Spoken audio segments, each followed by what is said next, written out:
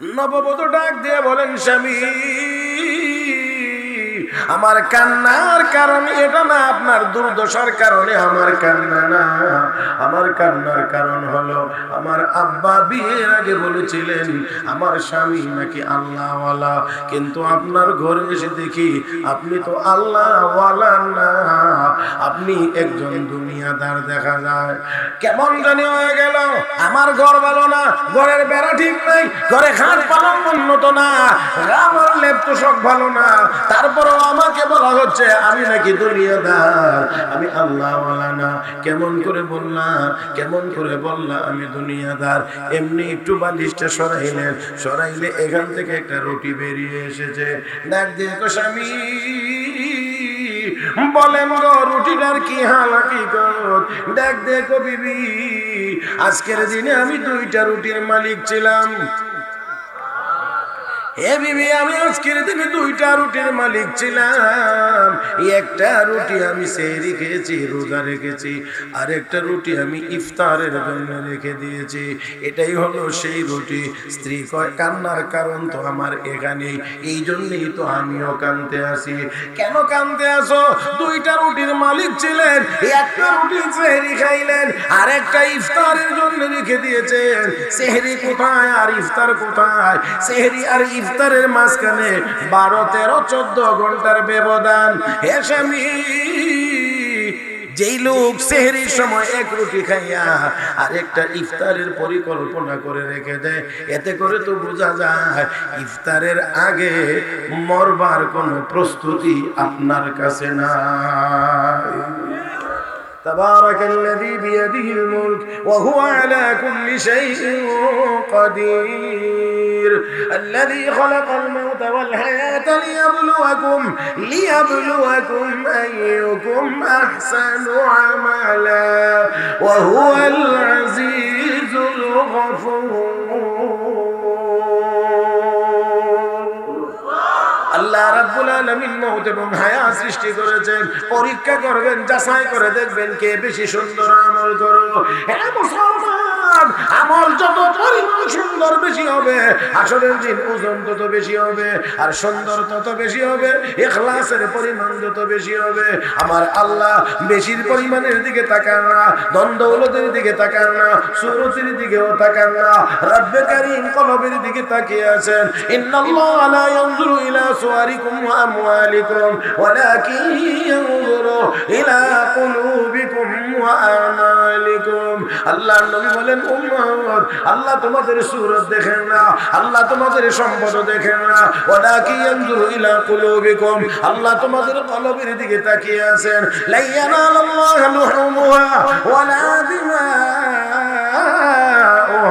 ওয়ালাকিন ইয়ানালুহু তাকওয়া মিনকুম। বান্দা কুরবানি দেস, তোর গরুর রক্ত গোশত আমি আল্লাহর কাছে আসে না, আমি আল্লাহ তাকিয়ে আছি তোর কলবের দিকে, কোন নিয়তে কুরবানি দিতে আছিস। হে মুসলমান, এই তো আসুন আল্লাহ রাব্বুল আলামিনের দরবারে যদি আমাদের আমলকে ওজনওয়ালা বানাইতে হয়, তাহলে আমল সুন্দর হতে হবে, আর সুন্দর যদি করা লাগে তাহলে অবশ্যই একমাত্র আল্লাহর সন্তুষ্টির জন্য আমল করতে হবে। অসুন্দর আমল আমার আল্লাহ পছন্দ করেন না। আমি সূরা মুলকের 2 আয়াত তেলাওয়াত করেছি, 2 আয়াত নিয়ে আমার আলোচনা নয়, শুধু একটা জায়গা নিয়ে আমার আলোচনা। আল্লাযী খালাকাল মাউতা ওয়াল হায়াতা লিয়াবলুয়াকুম আইয়ুকুম আহসানু আমালা। আল্লাহ তোমাদেরকে সৃষ্টি করেছেন, মওত হায়াত সৃষ্টি করেছেন কেন? আল্লাহ তোমাদেরকে যাচাই করবেন, পরীক্ষা করবেন কে বেশি সুন্দর আমল করে। কি আমল? আমার সাথে কথা বললেন, কি আমল? সুন্দর আমল। এখানে উলামায়ে কেরাম আছেন, দেখেন আল্লাহ বলেন নাই আইয়ুকুম আকসারু আমাল, কে বেশি আমল, কে বেশি আমল করো এটা আমি আল্লাহ দেখবো, আল্লাহ এই কথা বলেন নাই। আল্লাহ বলছেন কে বেশি সুন্দর আমল করো। আমি আপনাদেরকে একটু কথা বলে রাখি, একেবারে দয়া করে আমার চোখে চোখ রেখে কথাগুলো শুনবেন, আশা করি ফায়দা হবে। দেখেন, দুনিয়ার জীবনে যে আমল যত বেশি সুন্দর হবে, আখিরাতের জীবনে সেই আমল তত বেশি ওজন হবে। আমি এখানে বাবাজি বসা, এখানে আরেক বহুত বড় বুজুর্গ বসা, মুরব্বীদের সামনে তো ওয়াজ না, আসলে সবক শোনানোর মতো আর কি। হাসরের মাঠে আল্লাহ রাব্বুল আলামিন বান্দার সওয়াব আর গুনাহ গণবেন না, আল্লাহ ওজন দিবেন। কি দিবেন? فأما من ثقلت موازينه فهو في عيشة راضية وأما من خفت موازينه فأمه هاوية وما أدراك ما هي نار حامية মাশাআল্লাহ বলেন যদি আরেকটু জোরে বলেন। আল্লাহ বলেন হাসরের দিন আমল ওজন দেওয়া হবে, ওজন ওজন ওজন ওজন। অনেক জিনিস আছে সংখ্যায় একটা, ওজন অনেক বেশি। ও অনেক জিনিস আছে সংখ্যায় অনেক কিন্তু ওজন। কেমনে বুঝাইলে বুঝবেন? আমার যোগ্যতার অভাব, দোয়া চাই বুজুর্গদের কাছে। 1 কেজি একটা পাথর, বাটখারা যেটা কয় আর কি, আপনারা বুঝেন জানি না, আপনারা বাটখারা গুলো বুঝেন। পাল্লা তো যেটার মধ্যে মাপে, যে পাথরটা দেয় বাটখারা, 1 কেজি পাথর, 1 কেজি ওজনের যে পাথরটা, পাথর কয়টা? একটা। ডাইনের পাল্লাতে দিয়েছেন সরিষা, ডাইনের পাল্লায় দিছেন সরিষা। এখন 1 কেজি সরিষা দিয়া যদি বলা হয় এবার গণ,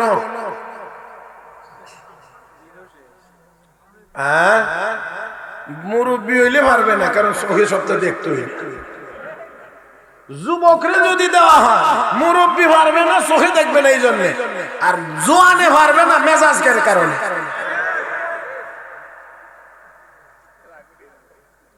কথা 1 কেজি সরিষা মাইপা যদি কোনো যুবকরে দেওয়া হয়, তুমি এটি কই না কয় এখানে কয়টা সরিষা, এ কতক্ষণ পরে আর বুঝি কোনো কাম না।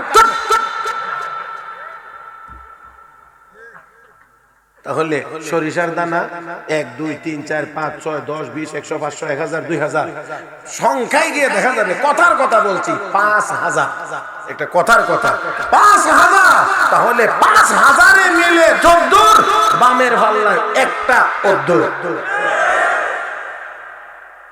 যদি এই কথাটা বুঝে থাকেন তাহলে আপনারা বুঝবেন দুনিয়ার জীবনে আমল হবে যত বেশি সুন্দর, হাসরের দিন তত হবে ওজন।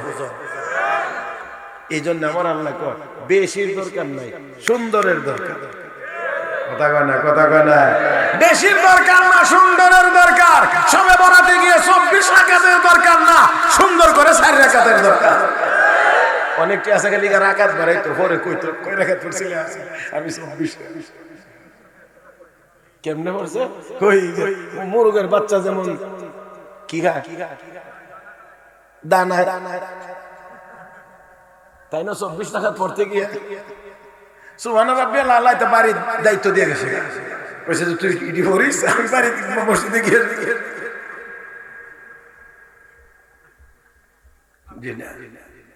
এই জন্য আসেন, এই জন্য আল্লাহ রাব্বুল আলামিনের দরবারে সুন্দর আমলের দাম বেশি। আরে সুন্দর তো সুন্দর, সুন্দর এটা দুনিয়ার মানুষও পছন্দ করে। আমল যদি সুন্দর হয় দুনিয়ার মানুষের কাছেও তার কদর বেশি হয়। আল্লাহ কথায় কথা মনে পড়ে গেছে, বাদশা কিরমানি আফগানিস্তানের শাসক, বড় বাদশা, আল্লাহ আল্লাহ। তো বাদশা আল্লাহ আল্লাহ, আমরা কিছু মেম্বারও আল্লাহ আল্লাহ না, খালি চুরি করে।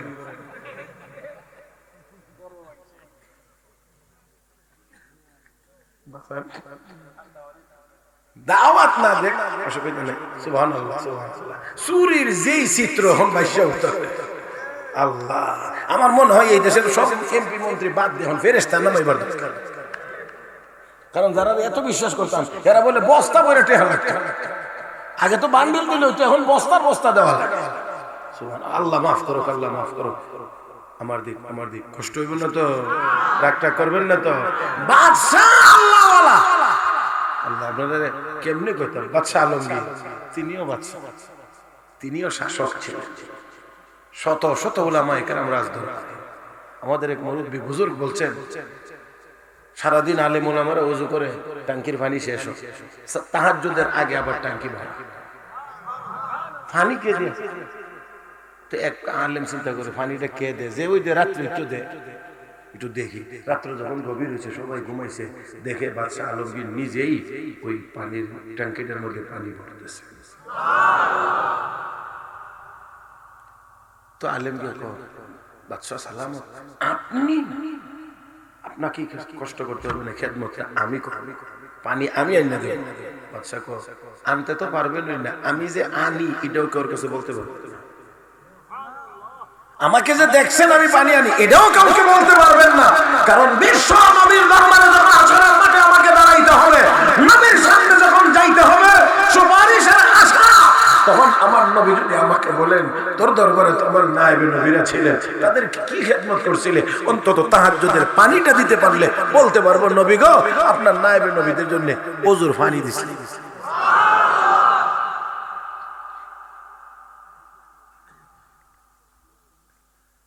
বাদশা কিরমানি বড় আল্লাহওয়ালা, মেয়েও বড় আল্লাহওয়ালি। আল্লাহওয়ালা ঘরে তো সাধারণত আল্লাহওয়ালি হবে, আল্লাহওয়ালা সন্তানাদি হবে, এটাই স্বাভাবিক। এখন মেয়ে যখন বড় হয়েছে, বিয়ে শাদী নিয়ে ওনার একটু চিন্তা ভাবনা, একটা আল্লাহওয়ালা ছেলে তো দরকার।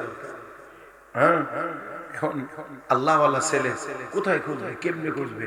মনে মনে খুঁজে একদিন মসজিদে গেছে, নামাজ পড়তে গিয়ে দেখে এক যুবক এত সুন্দর করে নামাজ পড়তেছে, ওই যে আমি যে কথাটা বলতেছিলাম, সুন্দর একেবারে ধীরে সুস্থিরে নামাজ আদায় করতেছে। বাদশা কিরমানি দেখে মনে মনে কয়, যেই ব্যক্তির যৌবনের সকল পাগলামি দমন করে, এত সুন্দর করে নামাজ পড়তে পারে, সে নিশ্চয়ই আল্লাহওয়ালা। কয় না কি ওয়ালা? সে নিশ্চয়ই আল্লাহওয়ালা। এই জন্য অপেক্ষা রয়েছেন। নামাজ শেষ, এবার কয় যুবক আমাকে চেনো? কন্যা আছি। তো ওই যুগে তো আর প্রিন্ট মিডিয়া, ইলেকট্রনিক মিডিয়া কিচ্ছু নাই, নাসি না অসম্ভব না, এটাই স্বাভাবিক ছিল। আমি বাদশা কিরমানি।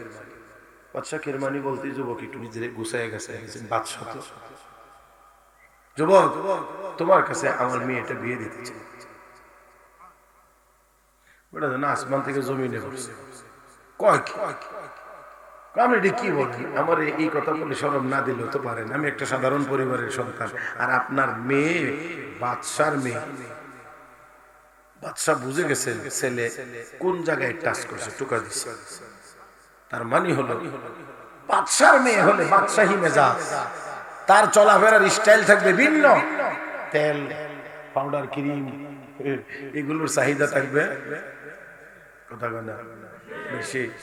এই জন্য বাদশা বুঝে গেছেন, ডাক দিয়ে যুবক টেনশনের কোনো কারণ নাই, আমার মেয়েটাও আল্লাহওয়ালি। কি ওয়ালি? আল্লাহওয়ালি হইলে চাহিদা বেশি না কম? দুনিয়ার চাহিদা আল্লাহওয়ালি হইলে দুনিয়ার চাহিদা বেশি না কম? কদ্দুর কম? আর একটু সামনে গেলে আমার মেয়েটাও আল্লাহওয়ালি, টেনশনের কোনো কারণ নাই, চাহিদা বেশি হবে। এই জন্য তো দেখেন না দুনিয়াদার যত কামাই করে, এর বউর গাল ফোলা নিয়ে থামাইতে খালি এটা লাগবো, এটা লাগবো, এটা লাগবো, এটা লাগবো, না দিলে আর দেখেন আল্লাহওয়ালি হইলে কি হয়। বাদশা কিরমানি ডাক দেখো যুবক, যাও তোমার বাড়ি ঘরে গিয়ে লোকদেরকে বলো, আত্মীয় স্বজন যারা আছে তাদেরকে বলো, আর আমি আমার মেয়ের ইজিন নিয়ে, অনুমতি নিয়ে মসজিদে চলে আসতেছি, বিয়েটা মসজিদেই হবে। কোথায় কোথায়? না সেন্টারে, মানে খরচ বিয়ের মধ্যে কত বেশি খরচ করা যায়, বাহাদুরি না? আর আমার নবী বলেন, ইন্না আযমান নিকাহি বারাকাতান আইসারুহু মাউনাতান, যেই বিবাহে খরচ যত কম সেই বিবাহে বরকত তত বেশি। কোন পথে চলছি আমরা? উল্টা। বিয়েটা মসজিদে হবে, যাও বাড়ি ঘরে গিয়ে সবাইকে বোঝাইছে বাদশার মেয়ের সাথে বিয়ে হলে এটা খারাপ না, সম্পর্ক ভালো। মসজিদে বিয়ে হয়েছে, এই দিক থেকে বিয়ের আগে বাদশা কিরমানি বাড়িতে গেছেন, গিয়ে মেয়েকে বলেন, মা গো, ও মা তোমার স্বামী হিসাবে একজন ছেলেকে আমি পছন্দ করেছি, ছেলেটা বড় আল্লাহওয়ালা, মাগো তোমার কি মতামত? মেয়ে ডাক দেখো, আব্বা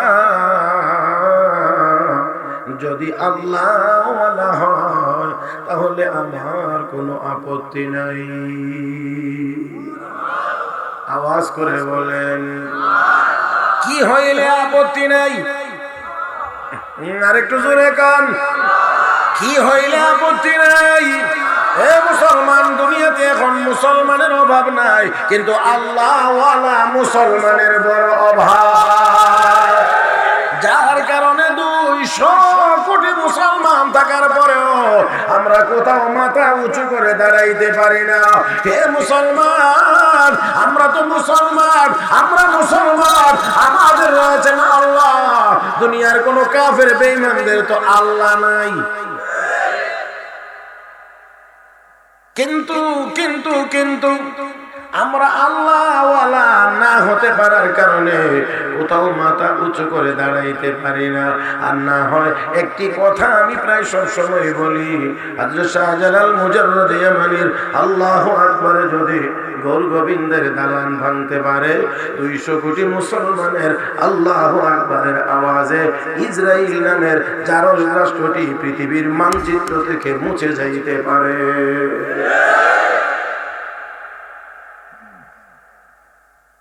আল্লাহ আমাদেরকে বুঝার তৌফিক দান করুন। যুবক যাও, গিয়ে বাড়ির থেকে সবাই নিয়ে আসো। আর এদিক দিয়ে উনি মেয়েরে গিয়ে কয়, তোমার স্বামী হিসেবে একজন আল্লাহওয়ালা ছেলে পছন্দ হয়েছে, তুমি কি বলো? আল্লাহওয়ালা হইলে কোনো আপত্তি নেই। এখন আল্লাহওয়ালা হইলেই আপত্তি। হ্যাঁ, আল্লাহওয়ালা হইলেই আপত্তি। আল্লাহওয়ালা যেখানে হয় সেই জায়গাটা নিয়ে অনেকের আপত্তি। কোরআন পড়লে আল্লাহওয়ালা হওয়া যায়, কোরআন পড়া নিয়ে অনেকের আপত্তি। কোরআনের প্রতিষ্ঠান যেখানে থাকে, রহমত সেখানে নাজিল হয়, সেই প্রতিষ্ঠান নিয়েও কিছু কিছু জালেমের আপত্তি। তবে আমরা বলতে চাই, কোরআন আল্লাহর কালাম, হেফাজত করবেন আল্লাহ। কোরআনের বিরোধী যারা হবে, আবু জাহেলের যেই পরিণতি তাদের হবে সেই পরিণতি।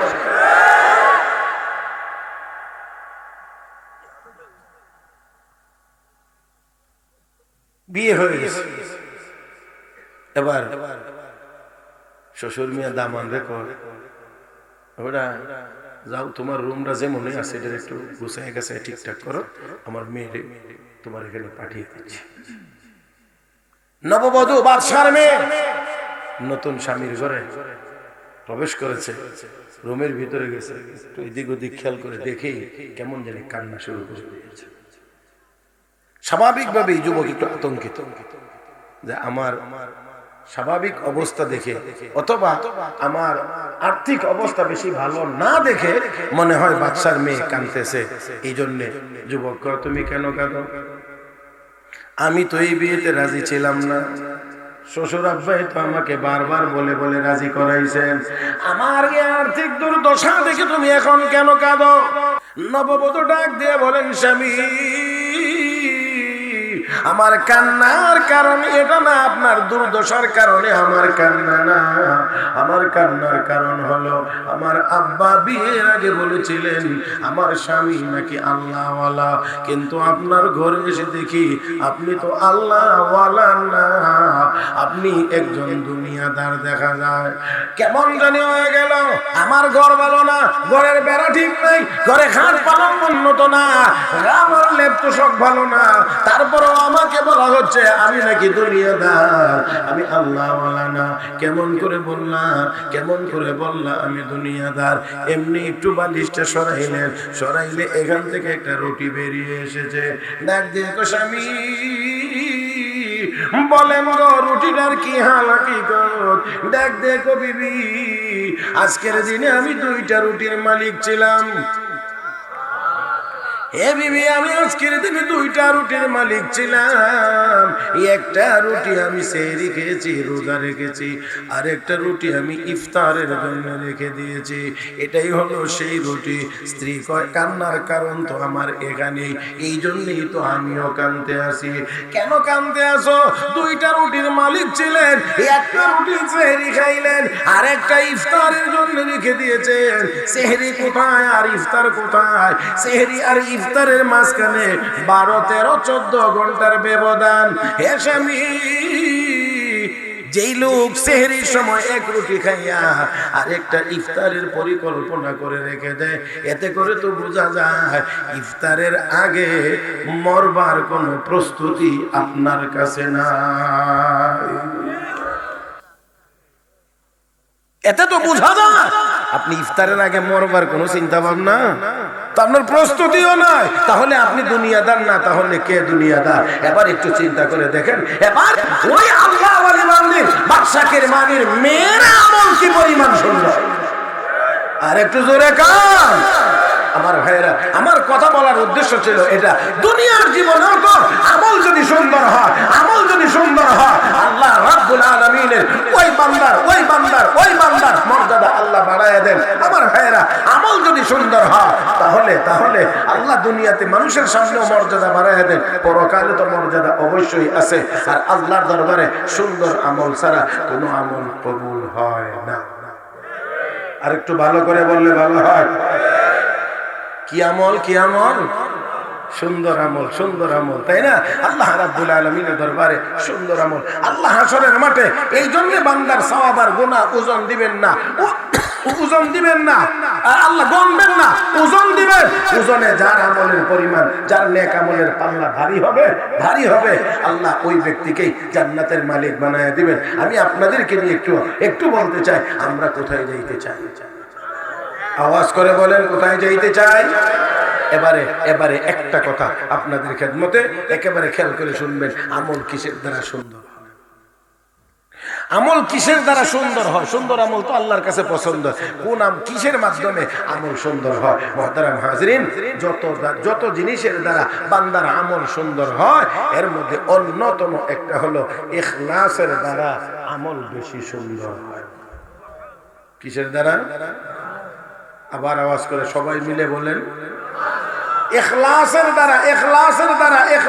দ্বারা আমল সুন্দর হয়। মুহতারাম হাজরিন, এবার আসেন, ইখলাস কাকে বলে? যে কোনো নেক আমল হবে একমাত্র আল্লাহর সন্তুষ্টির জন্য হবে। কার? কার? কার? মনের ভিতরে এই কথাটা যত বেশি মজবুত হবে, আমার এই আমলের দ্বারা একমাত্র আমি আল্লাহর সন্তুষ্টি কামনা করি, ওইটার নাম ইখলাস। আর এই মনোভাবটা যত বেশি হবে, তার আমল তত বেশি সুন্দর হবে। হাসরের মাঠে তার আমলের ওজন তত বেশি হবে। এই কারণে অনেকে ছোট আমল করে জান্নাতে চলে যাবে, অনেকে বড় আমল করেও জান্নাতে যাইতে পারবে না, অনেকে অল্প আমল করেও জান্নাতে চলে যাবে। কারণ অল্প আমল হইলেও ইখলাসের পরিমাণ বেশি হওয়ার কারণে ওজনের পরিমাণ ওজনের পরিমাণ বেশি। পাথর একটা 1 কেজি, ওজন বেশি। সরিষার দানা 1000 দিয়েও এই একটার সমান করা যায় না, সমান করা যাবে না। পূর্বের যুগের কোন এক নবীর উম্মত অভাব অনটন দুর্ভিক্ষের সময়ে আল্লাহর ওই বান্দা রাস্তা দিয়ে চলছে, কোথাও যাইতে গিয়ে বিশাল মাঠ পাইছে, বালু ভর্তি। লোকটা যায় আর মনে মনে চিন্তা করে, এত বিশাল বড় মাঠ বালুতে ভরা, এত বিশাল বড় মাঠ বালুতে ভরা। আর মনে মনে কয়, আল্লাহ, আমাকে যদি তুমি এই বিশাল বালু ভর্তি মাঠ, এই বিশাল বালুগুলোকে যদি আটা বানাইয়া আমাকে দিয়ে দিতা, আমি এই দেশের অভাবী মানুষদেরকে দাওয়াত করে খাওয়াইতাম। সব বালু যদি আমার দিয়ে দিতা, আটা বানাইয়া আমি রুটি বানাইয়া দেশের মানুষদেরকে দাওয়াত দিয়ে খাওয়াইতাম, বন্টন করে দিয়ে দিতাম। রব্বে করিম ওই নবীর কাছে ওহির মাধ্যমে জানাইয়া দিলেন, তোমার উম্মতকে জানাইয়া দিও, এই পরিমাণ রুটি দিয়ে আটা বানাইয়া খাওয়াইলে যত সওয়াব, তার নিয়তের কারণে আমি আল্লাহ তার আমল নামায় দান করেছি সেই পরিমাণ সওয়াব। এই জন্য বলা হয়েছে, নিয়াতুল মুমিনি খায়রুম মিন আমালিহি, মুমিনের নিয়তের দাম তার আমলের চাইতে বেশি। আর আমার নবী বলেন, প্রথম হাদিস বুখারী শরীফ, আন উমর ইবনে আল-খাত্তাব রাদিয়াল্লাহু তাআলা আনহু قال قال رسول الله صلى الله عليه وسلم إنما الأعمال بالنيات وإنما لكل امرئ ما نوى فمن كانت هجرته إلى الله ورسوله فهجرته إلى الله ورسوله ومن كانت هجرته إلى دنيا يصيبها أو امرأة يتزوجها فهجرته إلى ما هاجر إليه أو كما قال عليه الصلاة والسلام আল্লাহ নবী বলেন উম্মত ভালো আমলের ভালো ফলাফল ভালো নিয়তের উপরে নির্ভরশীল। ও মুসলমান, নিয়তটা খাঁটি হওয়া লাগবে। একমাত্র ইবাদত হবে কার জন্য? কার জন্য? হে মুসলমান, আল্লাহ রাব্বুল আলামিন সাহাবায়ে কেরামের নিয়তের প্রশংসা করে কোরআনে বলেন মুহাম্মাদুর রাসূলুল্লাহ ওয়াল্লাযীনা মাআহু আশিদ্দাউ আলাল কুফফার রুহামাউ বাইনাহুম তারাহুম রুকআন সুজদা ইয়াবতাগুনা ফাদলান মিনাল্লাহি ওয়া রিদওয়ানা। আল্লাহ রাব্বুল আলামিন বলেন সাহাবীদের তিন গুণ। এক নাম্বার হলো তারা কাফের বেঈমানদের মোকাবেলায় বড় কঠোর, নিজেদের বেলায় বড় নরম। দুই নাম্বার গুণ হলো তারা রুকু করে সিজদা করে মানে নামাজ পড়ে। তিন নাম্বার ইয়াবতাগুনা ফাদলাম মিনাল্লাহি ওয়া রিদওয়ানা, তারা ইবাদতের বিনিময়ে দুনিয়ার কোনো কিছু চায় না, আল্লাহর সন্তুষ্টি তারা কামনা করে। আমার ভাইয়েরা, কাফের বেঈমানদের মোকাবেলায় বড় কঠোর, নিজেরা একে অপরের জন্য বড় দয়ালু। হে মুসলমান, তারা নামাজ আদায় করে আল্লাহর সন্তুষ্টি ছাড়া আর কোনো কিছুই কামনা করে না। আমরাও যদি সেই সাহাবীদের গুণ অর্জন করতে পারি, আমরা যদি কাফেরদের মোকাবেলায় কঠোর হতে পারি, নিজেরা যদি নিজেদের বেলায় নরম হতে পারি, নামাজ যদি 5 ওয়াক্ত আদায় করতে পারি গুরুত্ব সহকারে জামাতের সাথে, আর যদি ইখলাসের সাথে নেক আমল করতে পারি, আমার বিশ্বাস হয় 200 কোটি মুসলমানের সামনে দাঁড়ানোর কোনো ক্ষমতা দুনিয়ার কোন কাফেরের বাচ্চার হতে পারে না।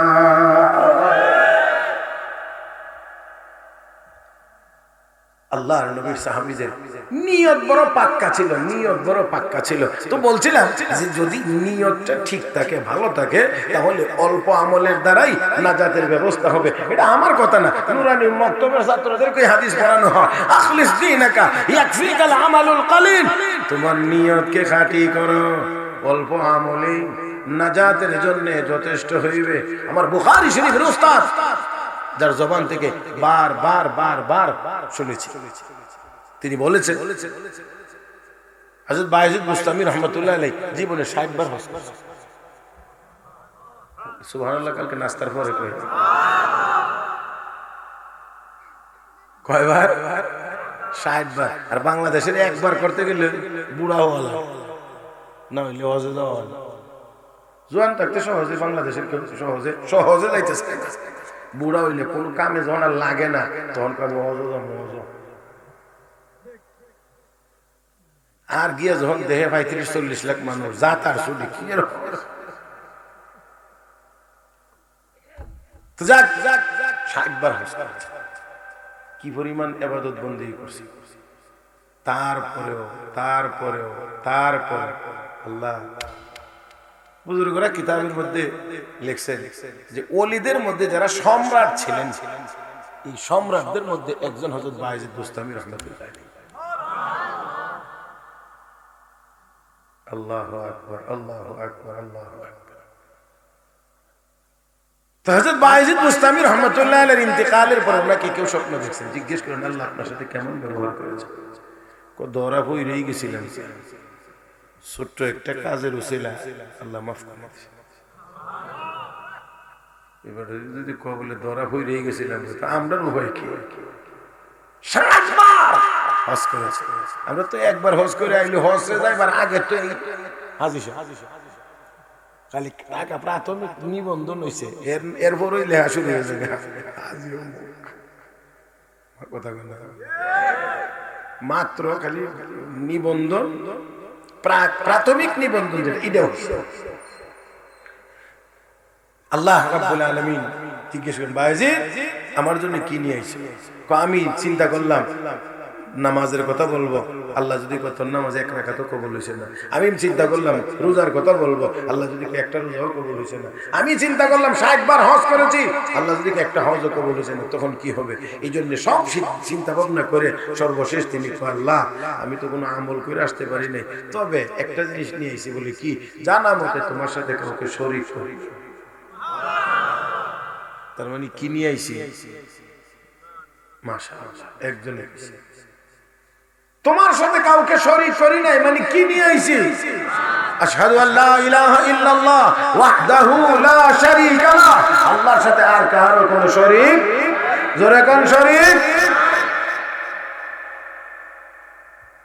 এই কথা বললে আল্লাহকে উযকুর লাইলাতাল লাবান, ভাইজিদ দুধের রাতের কথা একটু স্মরণ। দুধের রাতের কথা কি? ঠান্ডা দুধ খেয়েছি, পেটে একটু সমস্যা, তো চেহারাটা একটু মলিন। তো মুরিদ একজন জিজ্ঞেস করে হযরত চেহারার মলিন দেখা যায়, রাত্রে ঠান্ডা দুধ খেয়েছিলাম, পেটে একটু অসুবিধা হয়েছে। আল্লাহ এই জায়গাটার মধ্যে ধরে রাখো ভাইজিদ দুধের মধ্যে কি ক্ষমতা ছিল? দুধের মধ্যে কি ক্ষমতা ছিল? এখানে তো কোনো ক্ষমতা ছিল না, করছিলাম তো আমি আল্লাহ, আর তুমি বলছো করছে দুধে। এখন বলো তো শরীক হয়েছে কিনা? চোখ। তার মানে হলো বুখারী শরীফে একটা শিরোনাম আছে, তরজমাতুল বাব আছে, মান নুকিশাল হিসাব উযদিবা, কাউকে কারো হিসাবের মধ্যে যদি একটু খালি বলা হয় কেন করছিলা, তাহলে আর পার পাবে না, তার আযাব নিশ্চিত। মান নুকিশাল হিসাব উযদিব। মুহতারাম হাজির, ঠান্ডা। আল্লাহ রাব্বুল আলামিন বলেন ভাইজিদ টেনশন করতে হবে না, তোমার জীবনের একটা ছোট্ট আমল আছে, আমলটা বড় সুন্দর, কাজটা বড় সুন্দর, আমি আল্লাহর কাছে বড় পছন্দ হয়েছে। কি কাজ? শীতের কনকনে রাত্রিতে বিড়ালের বাচ্চা একটি শীত কাতর হইয়া তোমার কমলির ভিতরে গিয়ে ঢুকে গিয়েছিল, একটু আরামের আশায়, একটু গরমের আশায়। তুমিও বুঝতে পেরে এটাকে তাড়াইয়া দাও নাই, একটু গরমের ব্যবস্থা করেছিলা। এই কাজটা যে করেছিল এটার মধ্যে দুনিয়ার কোনো উদ্দেশ্য ছিল না, কোনো বাবা মারা ছিল না, কেউ এক কাপ চা খাওয়াবে এমনও ছিল না, শুধুমাত্রই আমার একটা দুর্বল মখলুকের উপরে তোমার দয়া হয়েছিল। এই বিড়ালের বাচ্চাটাকেও তো আমি আল্লাহ সৃষ্টি করেছি, আমার এই দুর্বল মখলুকের উপরে তোমার দয়া হয়েছিল, দয়া হওয়ার কারণে আমি আল্লাহরও দয়া হয়েছে তোমার উপরে।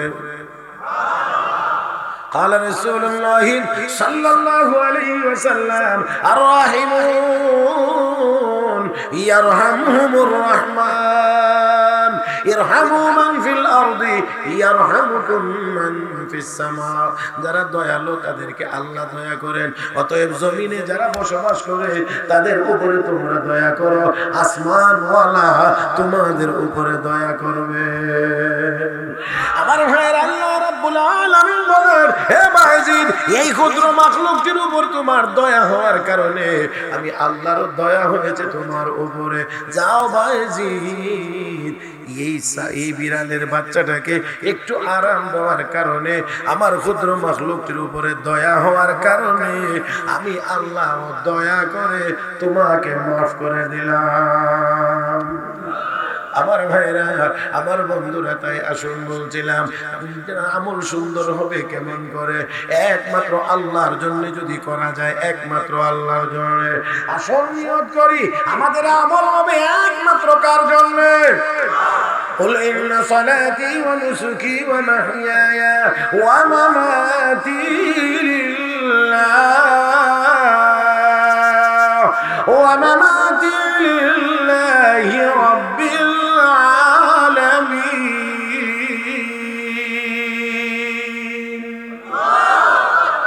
আপনি বলুন আমার নামাজ, আমার রোজা, আমার হজ, আমার কুরবানি, আমার যাবতীয় ইবাদত একমাত্র কার জন্য?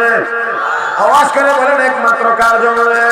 এরা মুসলমান একমাত্র আল্লাহর জন্য যদি হয় গোলামি, একমাত্র যদি হয় আল্লাহর জন্য ইবাদত, আমার ভাইয়েরা, আমার বন্ধুরা, এই ইবাদত সুন্দর হবে, এই ইবাদত বেশি সুন্দর হবে। আর না হয় মানুষে দেখলে ইবাদত করবে, মানুষে না দেখলে আর ইবাদত করবে না।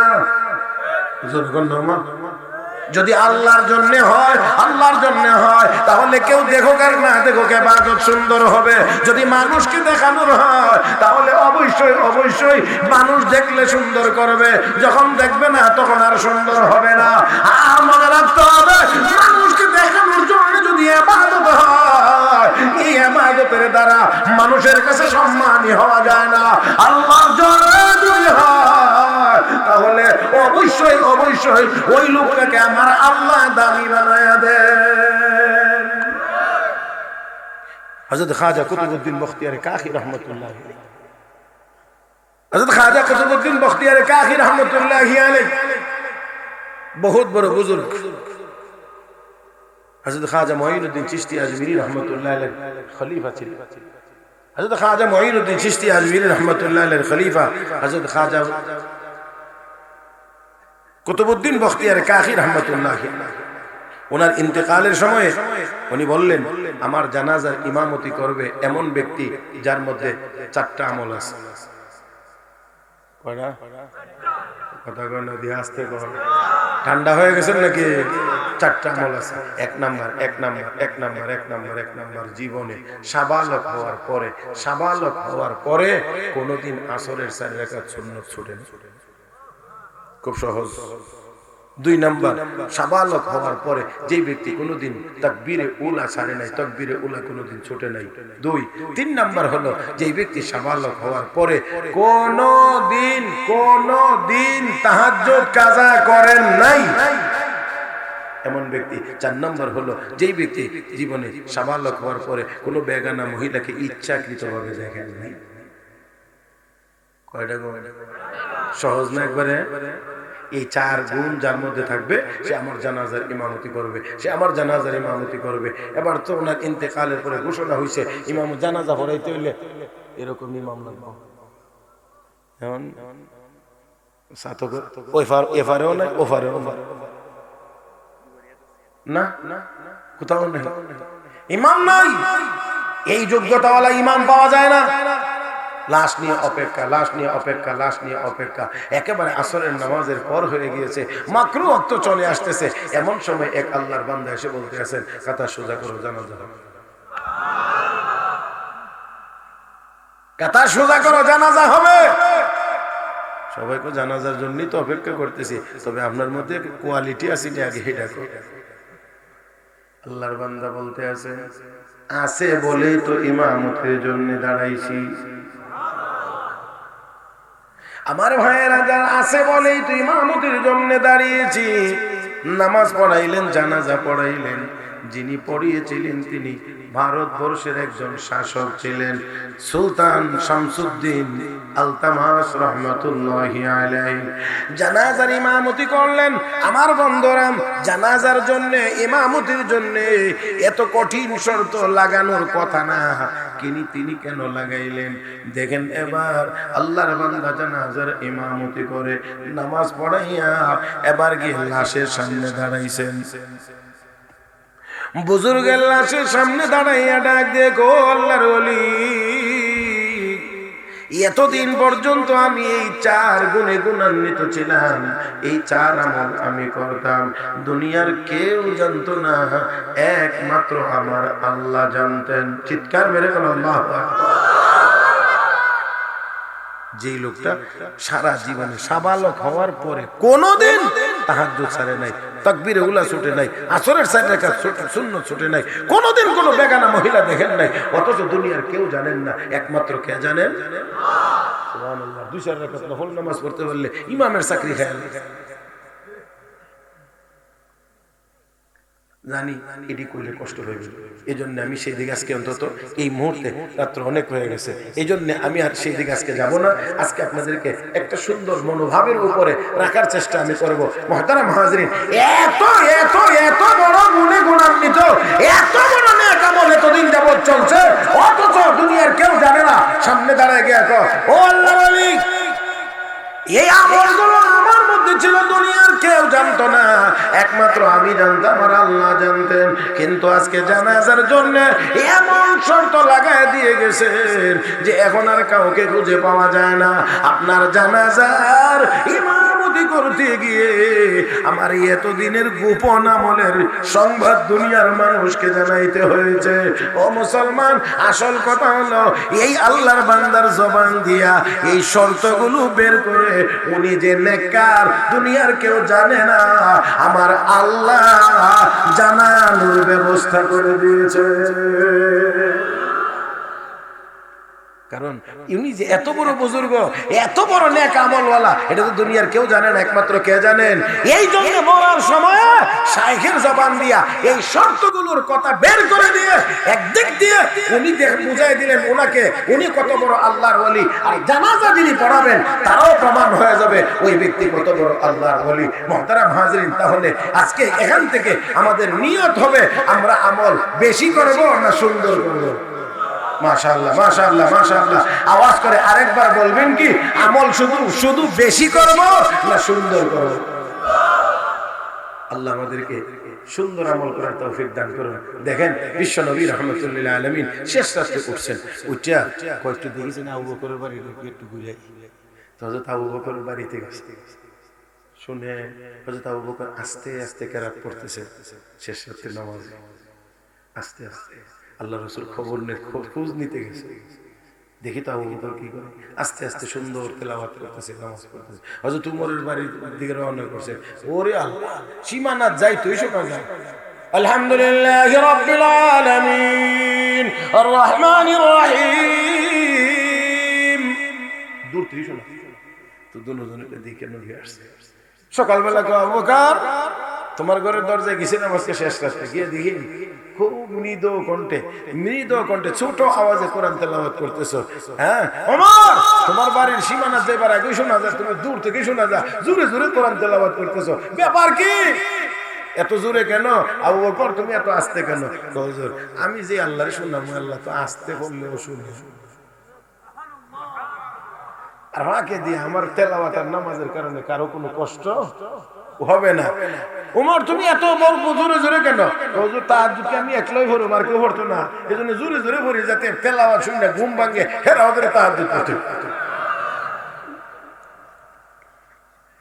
আল্লাহু আকবার, আল্লাহু আকবার। আল্লাহর নবী আবু বকর তোমার ভলিউমটা একটু বাড়ায়া দাও, ওমর তোমার ভলিউমটা একটু কমায়া দাও, তাহলে সুন্দর হইব। তোমারটা একটু বেশি ছোট, আর একটু উঁচা হইলে সুন্দর হইব। আর ওমর তোমারটা একটু বেশি চড়া, আর একটু নিচে হইলে বেশি সুন্দর হবে। এবার বলেন আবারও, আমল শুধু বেশি হবে না সুন্দর করে হবে?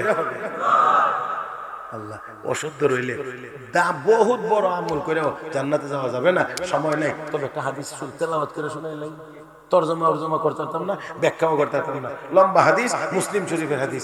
আর এই হাদিসের বর্ণনাকারী হযরত আবু হুরায়রা, বর্ণনা করতে গিয়ে 3 বার বেহুশ হয়েছে।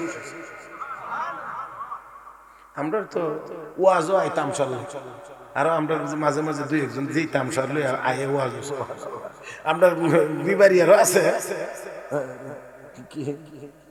মানে মোবাইল করলে জিকিরের নামে যত গান আছে, নাম বলার কি দরকার? সবকিছুতে নাম বলার দরকার নাই, নাম বলার চাইতে কোনাকুনি মারলে এটা অ্যাকশন বেশি হবে। এটা আমরা কি কইছি জানেন নি?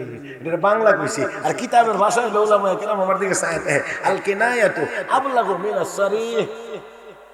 এটা এই ইলমে কালামের একটা আছে, এই ইলমে বালাগাতে আল কিনায়াতু আবলাগু মিনাস সারিহ, কোনাকুনি মারলে মানে এটা ডাইরেক্ট অ্যাকশন বেশি।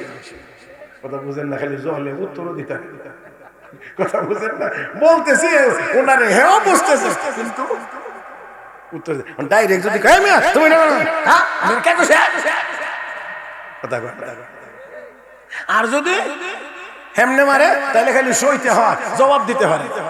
আমাদের এদিকে মাওলানা সাহেব ছিলেন, বুজুর্গ আলেম ছিলেন, এই পাশার কাজ আছিল কি তৎকালীন সময় নিজের মাইক দিয়া বিভিন্ন গ্রামে গিয়ে একটা মাইক লইছে একজনের দিয়া নিয়া কইতো তোমরা আমো আগামীকাল সবাই কয়ে দিও ইয়ানে গিয়ে ওয়াজ করতে। আর বাজারের দিন যেদিন বাজার এই দিন বাজারের মসজিদের জন্য রাস্তার মধ্যে মাইক ফেলে আল্লাহর রাস্তায় কিছু দেন, মসজিদের ওজুর লাগি বদনা নাই।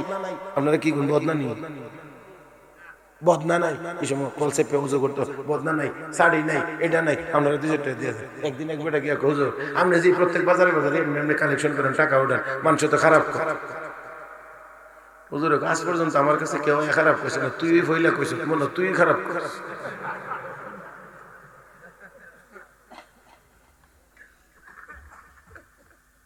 কথা বলছেন না? মৌলবীরা আবার সবাই ব্যাক কর না, আমি ব্যাক করলো কিন্তু সবাই আবার ব্যাক করলে সাইজ করে একবারে। এই জন্য সব কানে সব মৌলবীর কাছে গিয়ে আবার কিন্তু ফাঁকনামি করতে চাই না। এক মৌলবীরে দেখে একবার বলে হুজুর একটা কথা ছিল, কি কথা? আপনারা কন যে আল্লাহর হুকুম ছাড়া বলে কিছু হয় না। তো আমি যত চুরি ডাকাতি করি তো আল্লাহর হুকুমই করি, আমার বিচার হইব না। চিন্তা করে তারপরে হুজুর আপনারা আল্লাহর কথা কোন আল্লাহরে দেখছেন? আমরা যা না দেখি তা বিশ্বাস করি না, যা দেখি তা বিশ্বাস করি। আচ্ছা আপনারা বলেন শয়তান আগুনের তৈরি, আবার জাহান্নামও আগুন, তো আগুনের মধ্যে আগুন গিয়া বললে কি এর সাজা হবে? আগুনে আগুনে মিশে যাবে। মৌলবী চিন্তা করে হেরে কোরআন হাদিসের দলিল দিয়ে বুঝাইতে গেলে একটু সময় লাগবে, হইতো না ডাইরেক্ট 100 মাটির চাক্কা চলো সেতে বসে, আবার পাথর নাম মাটির চাক্কা বড় ফাঁক না লইয়া মার সাল্লাম নাম লো ফিট আর মা গো বাবা গো মা গো গিয়া দিছে হুজুরের কাছে বিশা। তো হুজুরের বেটা ডাকছে, দেখবে বেটা তুমি বেটা মারলা কেন? হুজুর মারছি না তো। তো কি করছো? বেটা আমার 3টা কথা জিজ্ঞাসিল, এর উত্তর দিছি।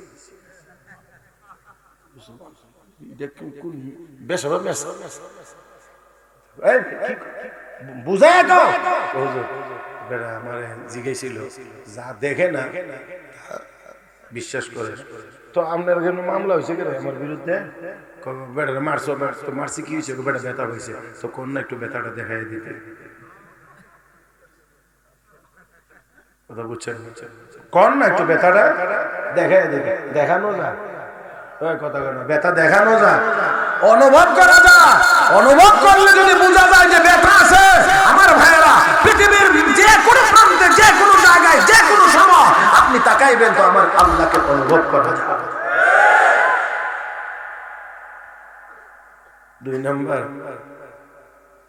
আগুন দিয়া আল্লাহ শয়তানরে বানাইছে, জাহান্নাম আগুন।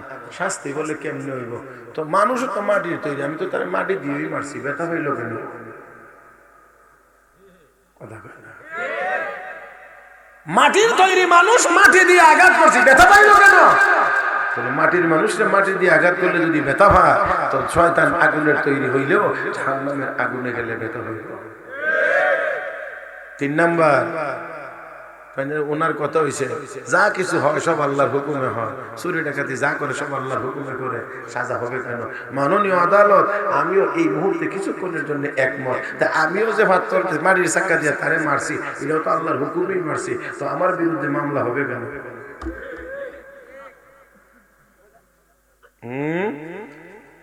সাধারণ মেয়েছে কথা ঠিক না?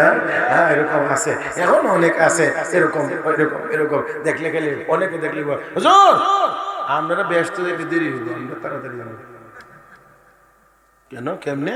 আপনারা অনেক কিছু জানেন, এগুলোর হিসাব কিতাব দিতে সময় লাগবে, আমরা যেহেতু কিছু জানি না এই জন্য বোঝা যায় জান্নাতীরা আমরা শ্বশুর বাড়ি কথা বুঝেন না, রাস্তার কান্দা দিয়ে হাইটে গেলে ওই সালা সালি দৌড়ে করবে দুলাভাই আয়েন দুলাভাই আয়েন, এরকম না।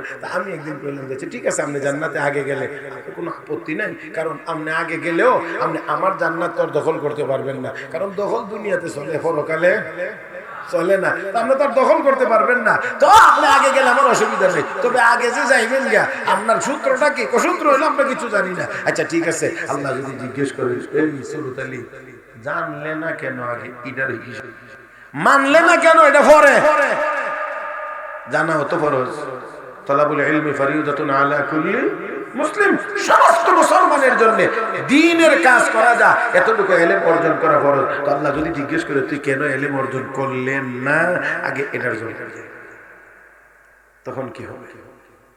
মুহতারাম হাজির, এই সমস্ত সালাকি কথা দিয়া পরকালে পার পাওয়া কথা গোনা পার পাওয়া যাবে না। হযরত আবু হুরায়রা রাদিয়াল্লাহু তাআলা আনহু এই হাদিস বর্ণনা করতে গিয়ে তিনবার বেহুশ হয়ে গেছেন, আগাইতে পারেন না। বলা শুরু করেন, ওইখানে গেলেই যেন ওই দৃশ্যটা চোখের সামনে ভেসে ওঠে আর উনি বেহুশ হয়ে যান। আবার পড়া শুরু করলেন, বেহুশ হয়ে গেছেন। আবার পড়া শুরু করলেন, বেহুশ হয়ে গেছেন।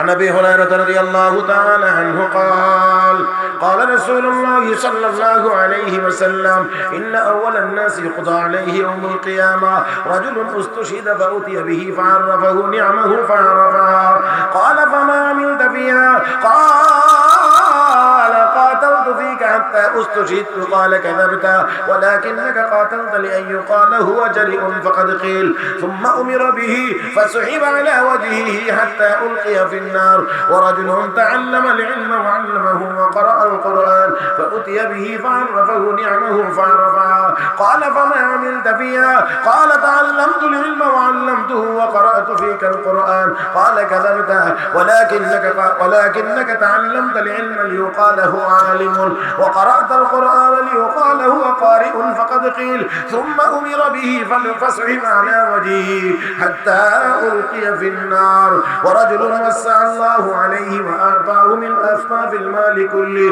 فأتي به فعرفه نعمه فعرفها قال فما عملت فيها قال ما تركت من سبيل تحب أن ينفق فيها إلا أنفقت فيها لك قال كذبت ولكنك فعلت ليقال هو جواد فقد قيل ثم أمر به فسحب على وجهه ثم ألقي في النار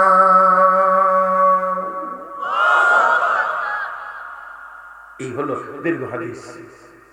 ব্যাখ্যা চলবে না, তবে মূল কথাটা অল্পতে বলে দেই। হাসরের মাঠে আল্লাহ যখন বিচারকের আসনে বসবেন, সর্বপ্রথম তিনজনকে দিয়ে বিচার শুরু হবে। কয়জন? আমার দিকে তাকায় শুনেন, এটাই আলোচনার শেষ কথা, নাকি তার আগে চলে যাবেন? পিছনের তারা মনে চলে যাবেন। আমি সারা রাত বলিনি, আমি বলছি তিনটা কথা শুনে তো যাবেন ইনশাআল্লাহ। আল্লাহ সবাইকে তৌফিক দান করুন। তিনজন মানুষ, একজন শহীদ, একজন আলেম ও কারি, একজন দানবী। আল্লাহ শহীদ ব্যক্তিকে বলবেন, তোমার দুনিয়াতে এই নিয়ামত দিয়েছিলাম, বলে হ্যাঁ। কি করছো নিয়ামত পাইয়া? আল্লাহ কলাটা কাটায়া জীবনটা দিয়া শহীদ হয়ে আইছি। আল্লাহ বলবেন তুই মিথ্যাবাদী, করছিলে কাজ ঠিক আছে, কিন্তু আমার সন্তুষ্টির জন্য করস নাই। করছিলে লোকেরা বীর বাহাদুর বলবে, এই উপাধি পাইবে, এই জন্য লোকেরা তোকে দুনিয়াতে বীর বাহাদুর বলছে। যেহেতু আমার কাছে কোনো চাওয়া পাওয়ার ছিল না, এই জন্য আমার কাছে কোনো বিনিময় নাই, তোর ঠিকানাটা একটু আওয়াজ করে বলেন, একটু আওয়াজ করে। ওয়াজ যদি বুঝেন, একটু কঠিন আজকের ওয়াজ অবশ্যই, তবে যদি বুঝেন তাহলে অবশ্যই বলবেন তার আমল খারাপ না নিয়ত খারাপ। কথা বুঝলে আর একটু জোরে বলবেন, আমল খারাপ না নিয়ত খারাপ। এই জন্য আমার নবী কো ইন্নামাল আ'মালু বিন্নিয়াত, কাজ ভালো হইলেও নিয়ত যদি ভালো না হয় তাহলে এর ফলাফল ভালো হবে না। তাহলে শহীদ হইয়াও কোথায়? জাহান্নামে। নাম্বার 2, আলেম ও কারি। আল্লাহ বলবেন কি করছিলাম? কইবে আল্লাহ ইলম শিখছি, ইলম শিখাইছি, কোরআন শরীফ পড়ছি। ইলম শিখছি, এর ফজিলত আলাদা। ইলম শিখাইছি, ফজিলত আলাদা। কোরআন তেলাওয়াত করছি, ফজিলত আলাদা। আল্লাহ এই আমলগুলো করে আসছি। আল্লাহ বলবেন তুইও মিথ্যাবাদী, তুই ইলম শিখছিলে, শিখাইছিলে, এই জন্য লোকেরা তোরে বড় হুজুর বলবে, বড় বক্তা বলবে, বড় মুফাসসিরে কোরআন বলবে, বড় শাইখুল হাদিস বলবে। দুনিয়াতে বলছে আমার কাছে কোনো বিনিময় নাই, যা তুইও জাহান্নামী, জাহান্নামে যা। আপনারা আওয়াজ করে বলেন আমল খারাপ না নিয়ত খারাপ? 3 নাম্বার দানবী। আল্লাহ বলবেন তোমারে তো অনেক নিয়ামত মাল দৌলত দিয়েছিলাম, বলে হ্যাঁ। কি করছো? আল্লাহ মসজিদে দিছি, মাদ্রাসায় দিছি, এতিমখানায় দিছি, অসহায় মানুষের দিছি, অমুকরে দিছি, তমুক জায়গাতে দিছি, যত পথে দিলে তুমি খুশি, আমি সেই পথে খরচ করছি। আল্লাহ বলবেন তুইও মিথ্যাবাদী, লোকেরা তোর বড় দানবীর বলার জন্য এই কাজ করছিলে, দুনিয়াতে বলছে যা, তুইও জাহান্নামী। এবারও আরেকটু আওয়াজ করে বলেন আমল খারাপ না নিয়ত খারাপ? এই জন্য আমল সুন্দর হয় না। আল্লাহ রাব্বুল আলামিন বলেন তাবারাকাল্লাযী বিয়াদিহিল মুলক ওয়া হুয়া আলা কুল্লি শাইইন কাদির। بصير الذي خلق الموت والحياة ليبلوكم أيكم أحسن عملا وهو العزيز الغفور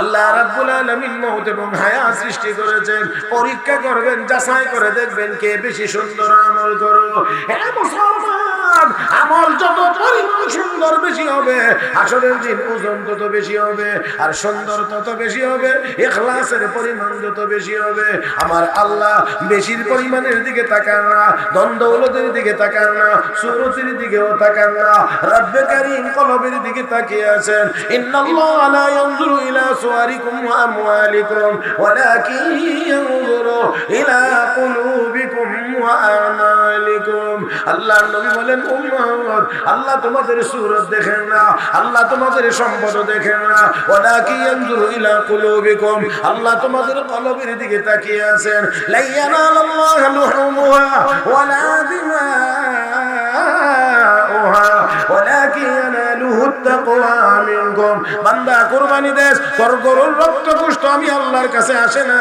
আমি আল্লাহ তাকিয়ে আছি তোর কলবের দিকে কোন নিয়তে কুরবানি দিতে আছিস হে মুসলমান এই তো আসুন আল্লাহ রাব্বুল আলামিনের দরবারে যদি আমাদের আমলকে ওজনওয়ালা বানাইতে হয় তাহলে আমল সুন্দর হতে হবে আর সুন্দর যদি করা লাগে তাহলে অবশ্যই অবশ্যই একমাত্র আল্লাহর সন্তুষ্টির জন্য আমল করতে হবে কার সন্তুষ্টি কার কার কার কার কার একমাত্র আল্লাহ আমার ভাই দয়া করে এখন কেউ উঠবেন না দয়া করে কেউ এখন উঠবেন না এখন যদি উঠেন তাহলে মোটামুটি ভাবে নিশ্চিত আপনি মাদ্রাসার দরদি না রাত্র অনেক হয়েছে ওলামা একরাম অনেক বয়ান করেছে আমি আরো কম করব বলে নিয়ত করে উঠছিলাম কিন্তু তারপরে অনেক হয়ে গেছে একটু একটু করতে করতে অনেক দূরই হয়ে গেছে আমি আপনাদের জন্য যে কথাটা বলছি এই যে নিয়ত সহি কিভাবে হবে ইখলাস কিভাবে আমাদের মধ্যে আসবে এইটা বুঝতে হলে ইলমের দরকার হবে ইলম তো অবশ্যই ইলম যদি অর্জন করতে হয় মাদ্রাসার দরকার হবে যখন ঠিক তাহলে এই মাদ্রাসাগুলো টিকে থাকুক এটা কি আমরা সবাই চাইনি না চাই না এই যে দেখেন সবাই হাত তোলেন নারে তাকবীর দেখেন এই নিয়তটা মাদ্রাসাতেই পড়ানো হয় এজন্য ছোট্ট বাচ্চাদেরকে প্রথমে গেলে 1 নাম্বার হাদিস শরীফ কি কোন হাদিস হ্যাঁ 1 নাম্বার ইন্নামাল আমাল এটা প্রথম হাদিস 1 নাম্বার হাদিস শরীফ قالن নবী সাল্লাল্লাহু আলাইহি ওয়াসাল্লাম ইন্নামাল আ'মালু বিন্নিয়াত আর নইলে আখলিস দীনাকা ইয়াকফিকাল আমালুল কলিল তার মানে হলো ছোট বাচ্চাকেই আগে তার নিয়ত ঠিক করা মানে নেক আমল করবা আগে বুঝালো নেক আমল কার জন্য করবা আমরাও কার জন্য করব আল্লাহর জন্য আমি খুব বেশি বিরক্ত আপনাদেরকে করব না অল্প অল্প বাবাজি কি আমনে কি বইছেন 50,000 মাটি দরকার পড়ে 1000 মাটি 5000 টাকা 50,000 মাটি 1000 মাটি 5000 তার মানে 2.5 লাখ নাকি মাটি কাটার দরকার দেখ বাজেট পাল্লা পুরাই দিবে প্রথম নাম্বার আপনারা অন্তর থেকে দোয়া করেন আল্লাহ 2.5 লাখ টাকা লাগবে মাটি কাটতে নাকি 50,000 মাটি যদি 1000 মাটি 5000